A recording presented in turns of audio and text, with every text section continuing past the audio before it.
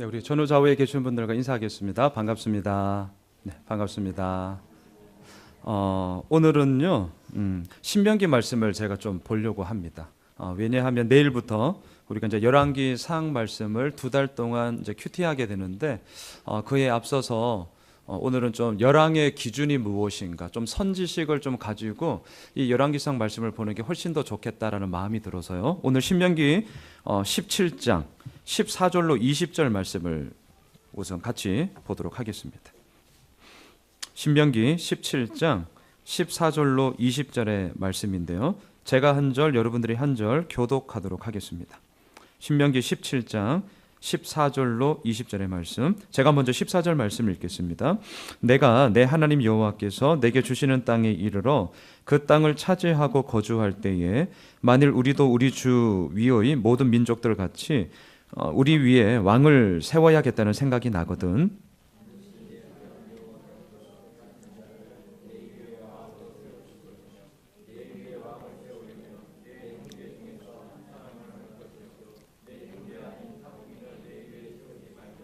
그는 병마를 많이 두지 말 것이요 병마를 많이 얻으려고 그 백성을 애굽으로 돌아가게 하지 말 것이니 이는 여호와께서 너희에게 이르시기를 너희가 이 후에는 그 길로 다시 돌아가지 말 것이라 하셨음이며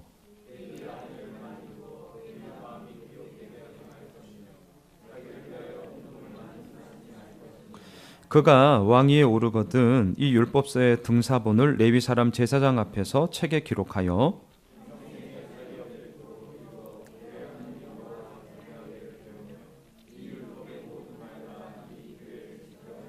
함께 읽을까요?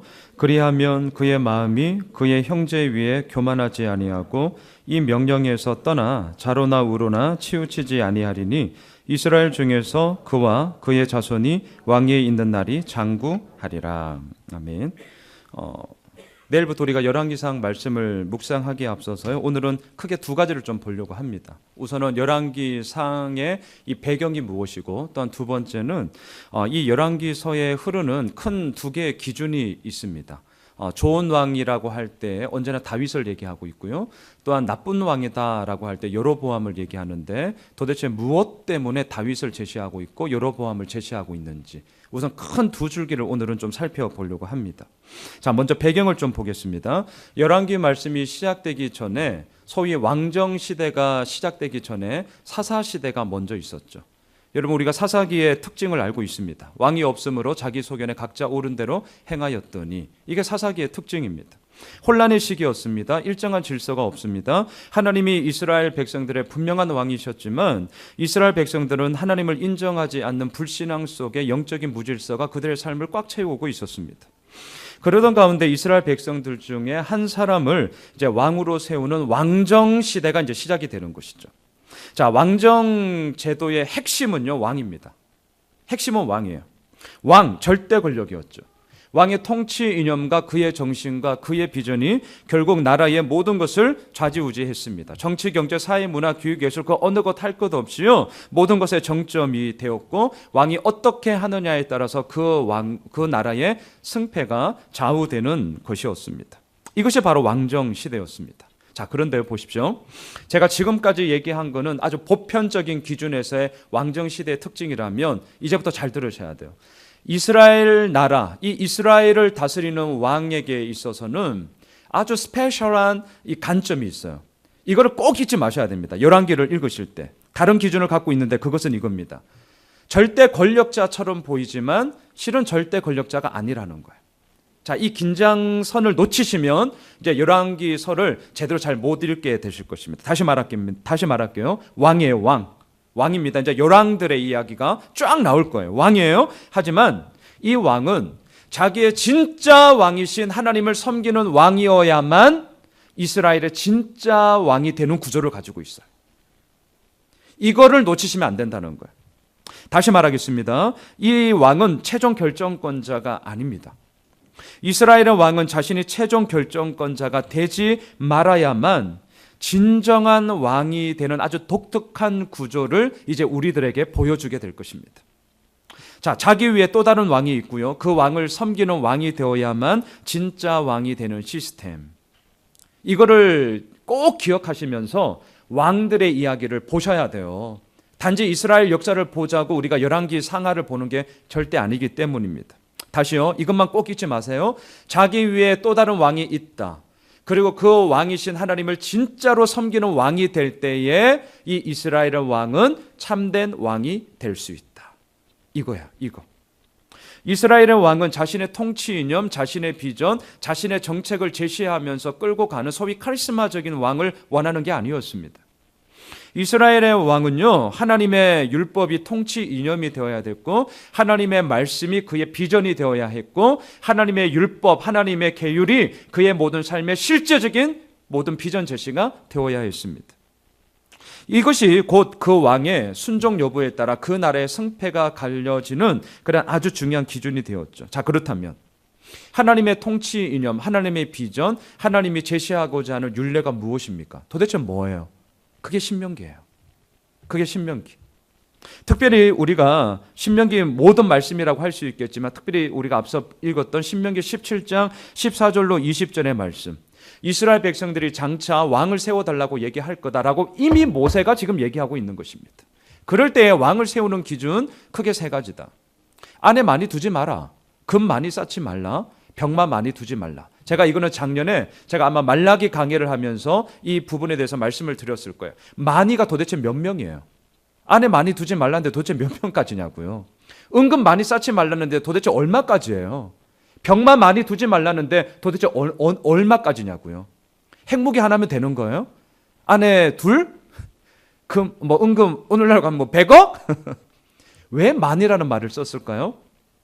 기억나십니까? 제가 말씀을 드렸어요. 이 많이라는 말은 핵무기 하나, 안에 둘, 참 죄송하네 이렇게 얘기하니까 은근 100억 이렇게 제시하면 인간은 너무나 악하기 때문에 그렇게 안 해도 되는데 그걸 굳이 해요. 그게 인간이에요.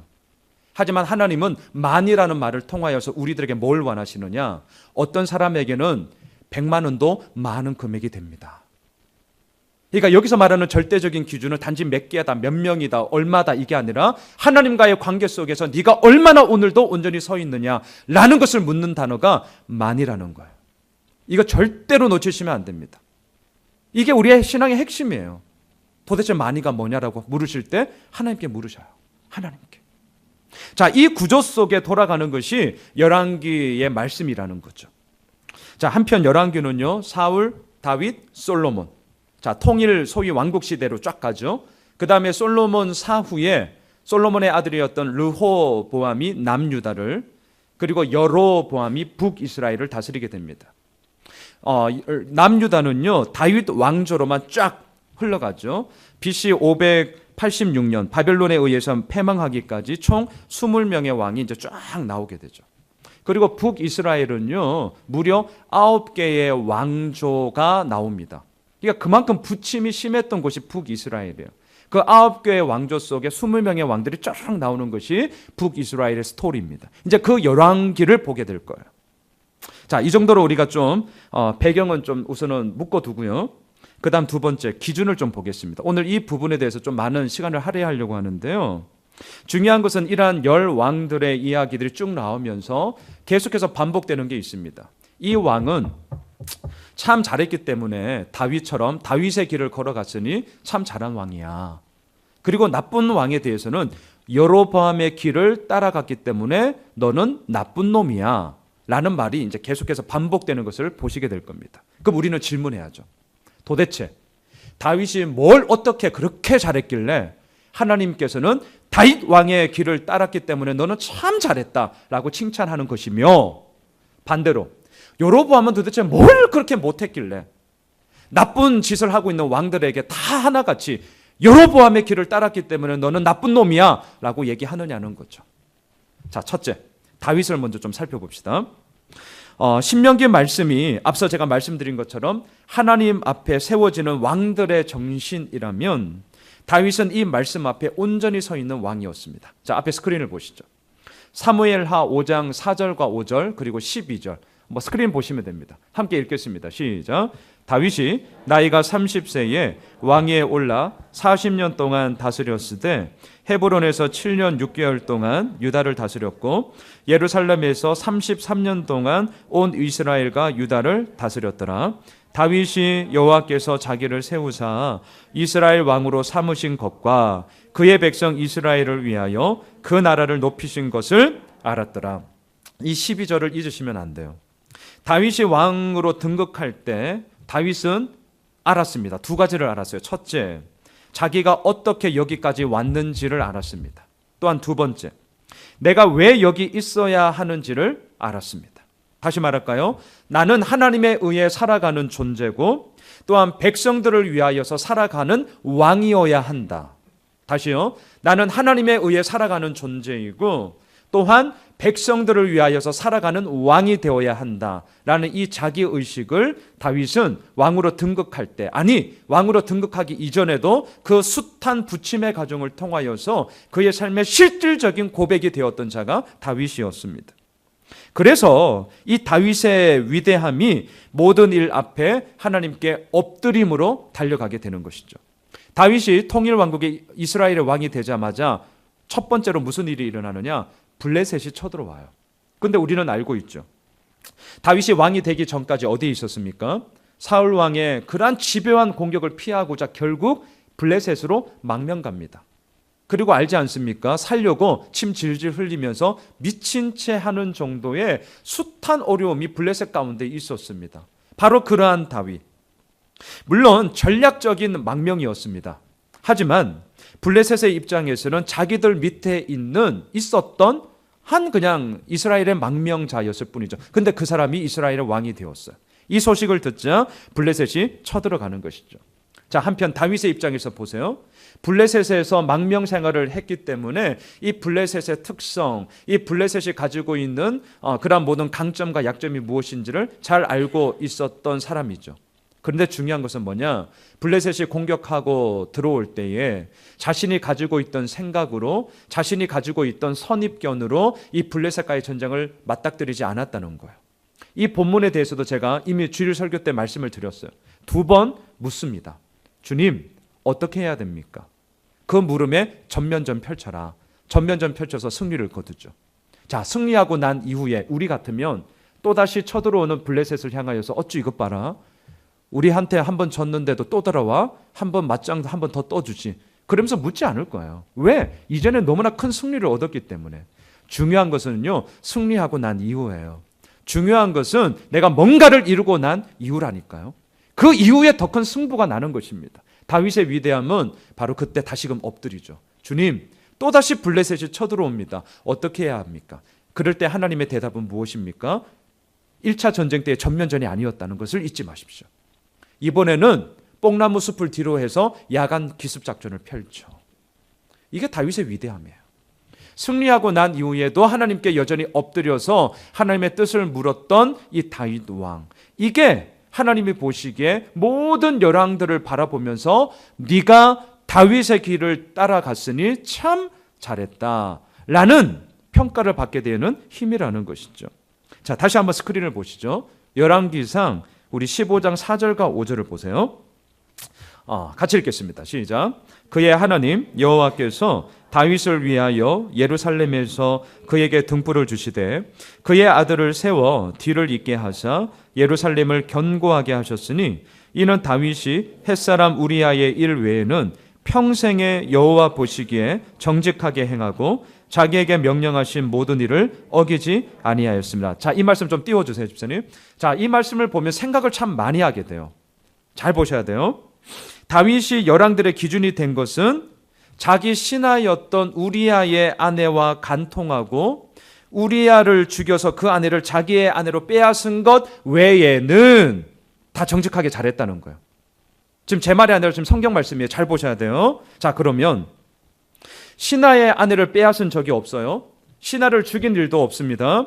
왕으로서 편안하고 질서정연하게 나라를 이끌었습니다. 백성들의 마음을 자극하지 않기 위해서 조금씩 타협하고 절충하면서 나라를 그렇게 이끌었던 왕이 있어요.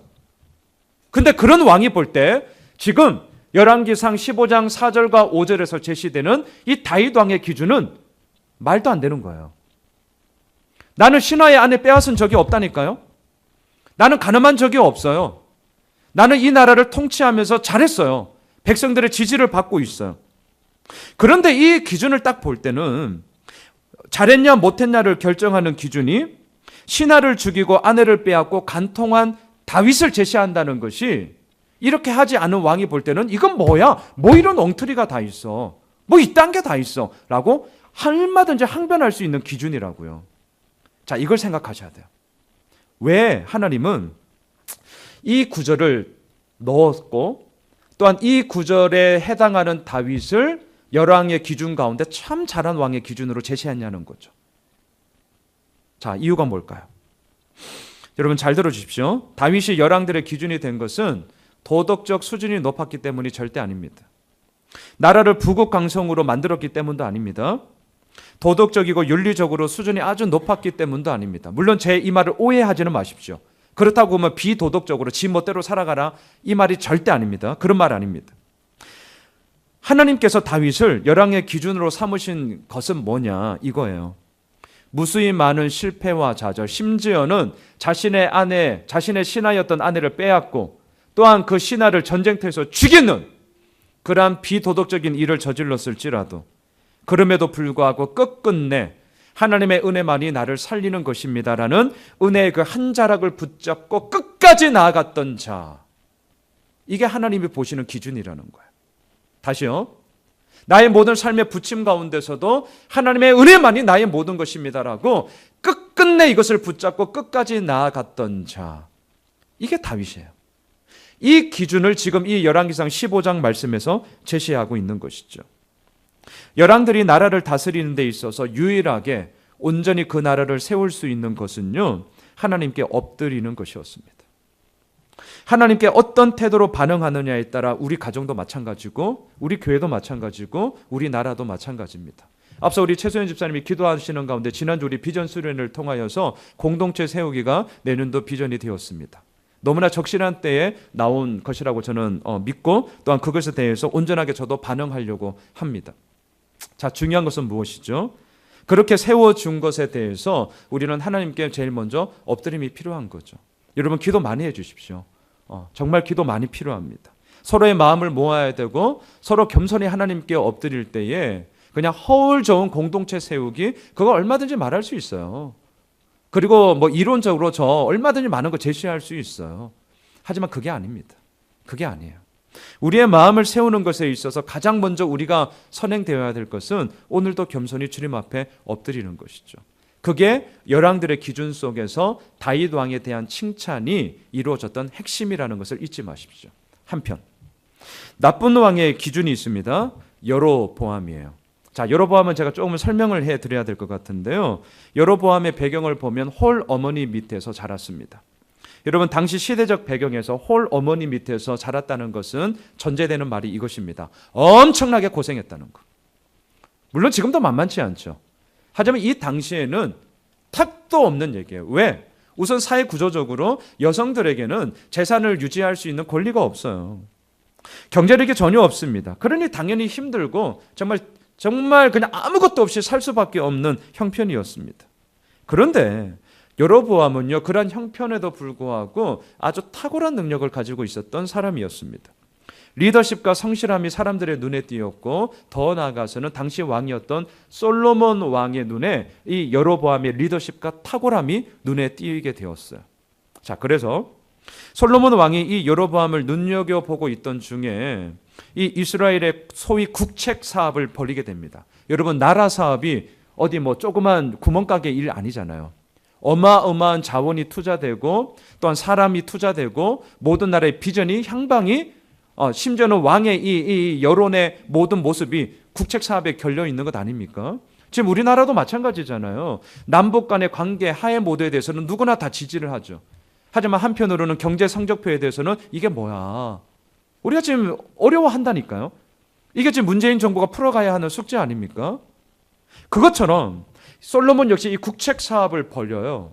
자, 그리고 이 모든 국책 사업의 총책임자로 누구를 세우냐면 여로보암을 세웁니다. 그러니까 엄청나게 탁월한 자죠.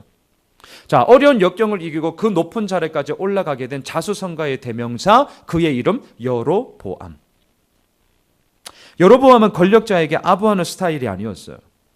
솔로몬이 이 국책 사업을 벌이는데요, 돈이 많이 들었습니다. 그래서 어떻게 합니까? 백성들로 하여금 세금을 과중하게 거두기 시작합니다. 그리고 인력이 필요하잖아요.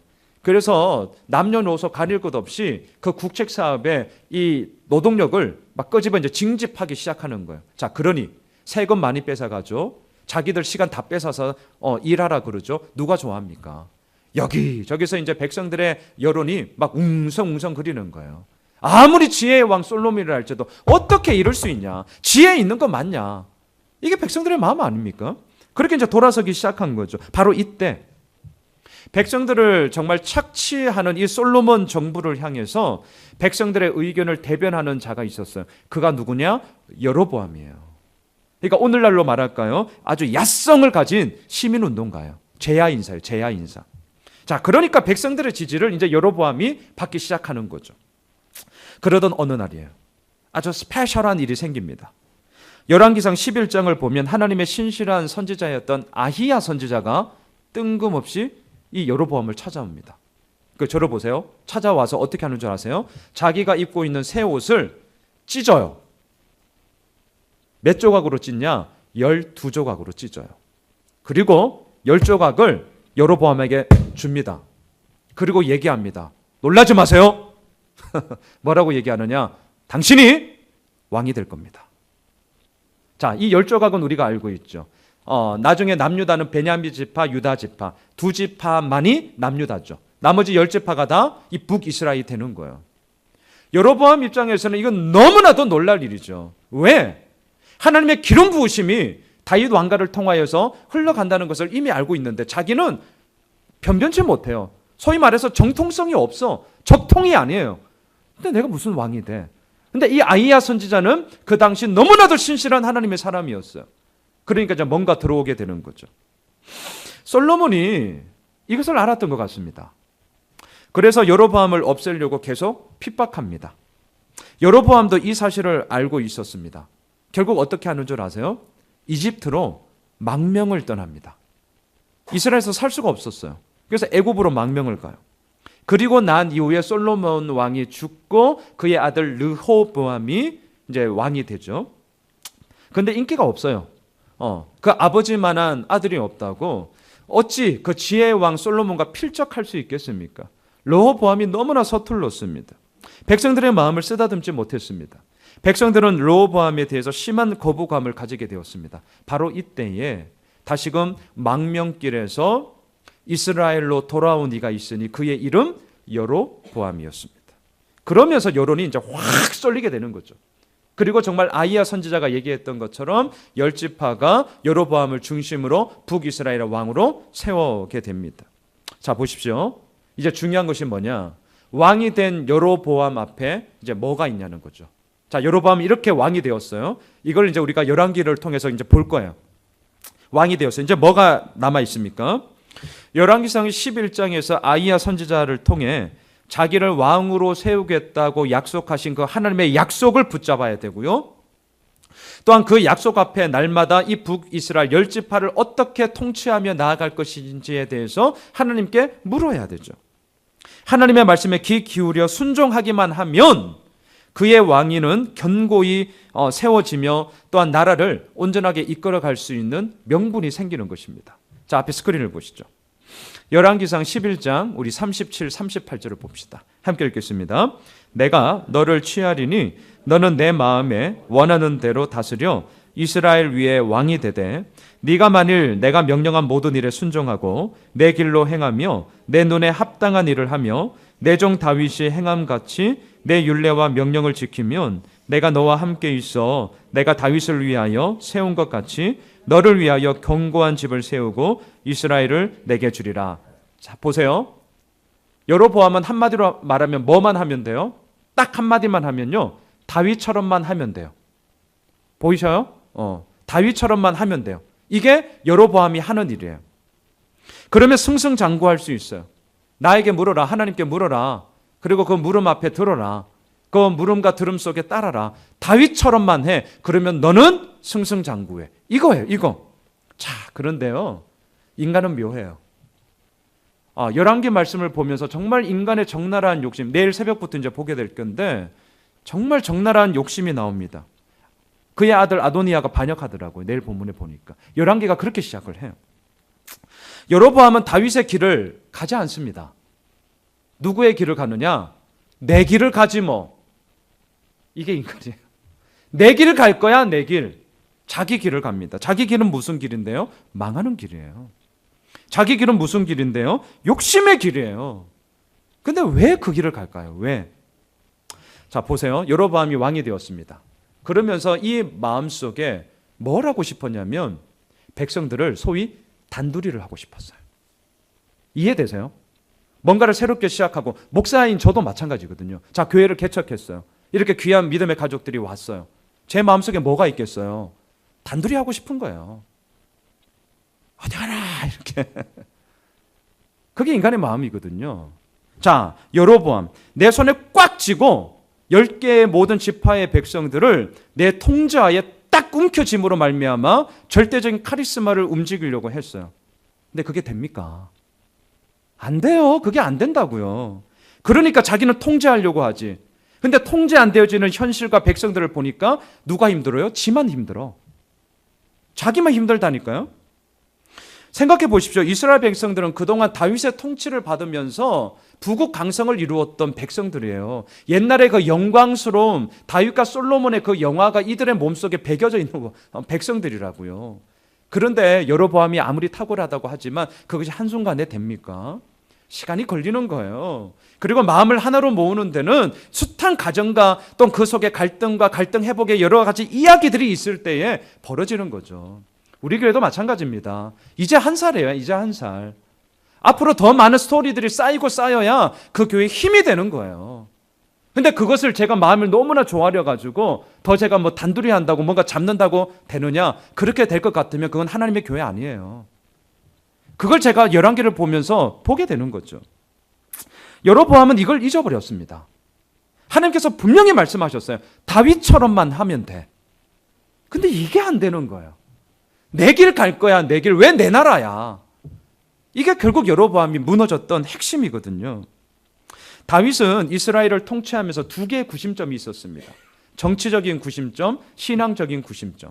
정치적인 구심점은 예루살렘 성이었어요.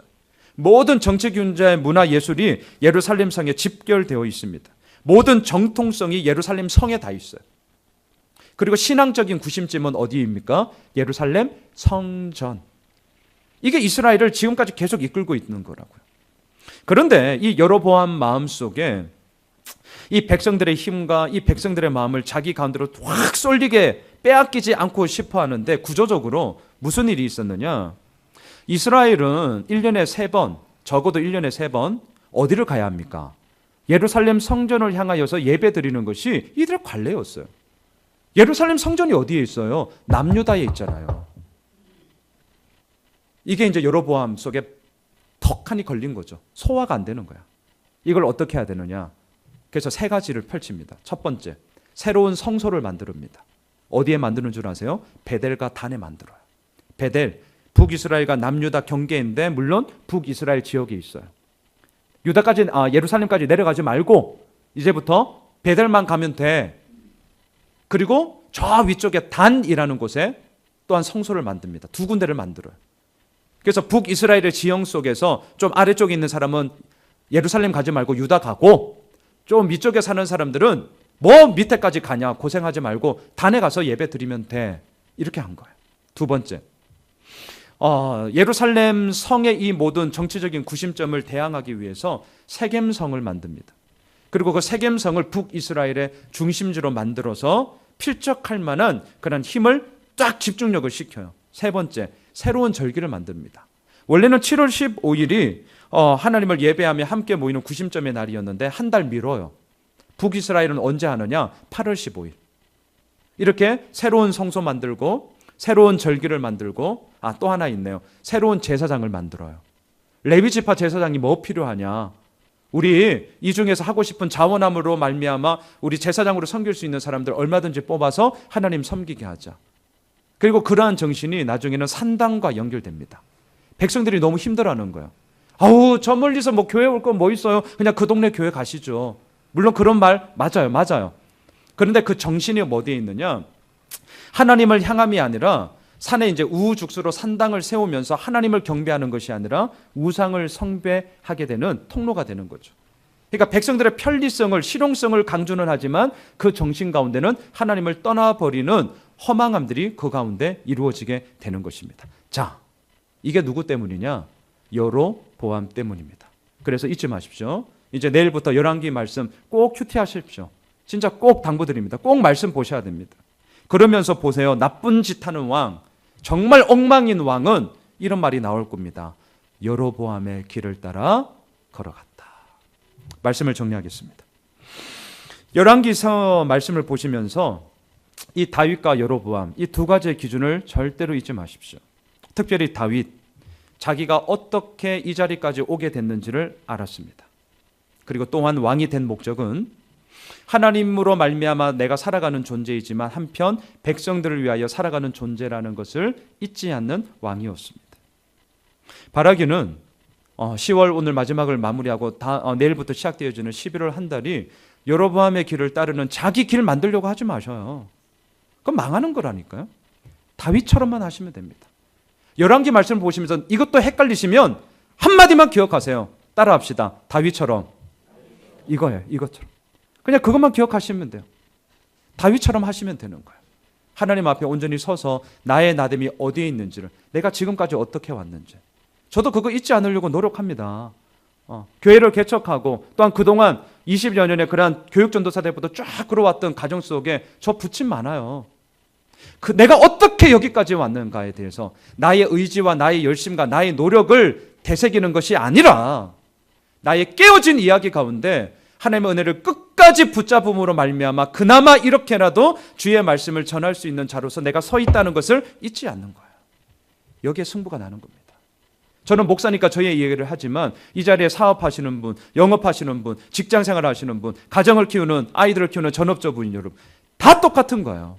내가 여기까지 어떻게 왔나? 그리고 내가 무엇을 향해 나아가는가? 이것을 잊지 마십시오. 다윗처럼만 하시면 되는 것입니다.